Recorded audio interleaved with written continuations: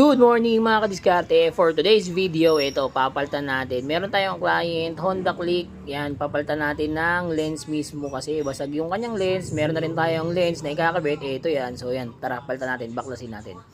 Ayan, sa moment nga na to, ito mga kadiskarte, binabaklas natin siya. Wala tayong heat gun, kaya ang ginamit natin dito is blower. Pwede naman yung blower nga lang, tsatsagain mo lang kasi talagang mahirap siya at matagal uminit, matagal matunaw, matagal lumambot yung mga pandikit na dapat mong tanggalin doon sa loob ng kanyang mismong lens.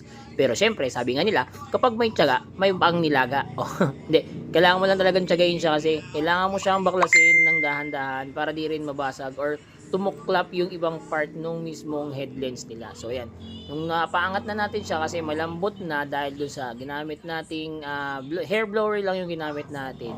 Kaya ayan, tara, baklasin na natin at palitan na natin agad-agad. At ito na nga, tapos na nating palitan siya mga kadiskarte. Ayan yung luma niya, ayan yung basag na lens. Ayan, nakita nyo yung basag na lens sa gilid.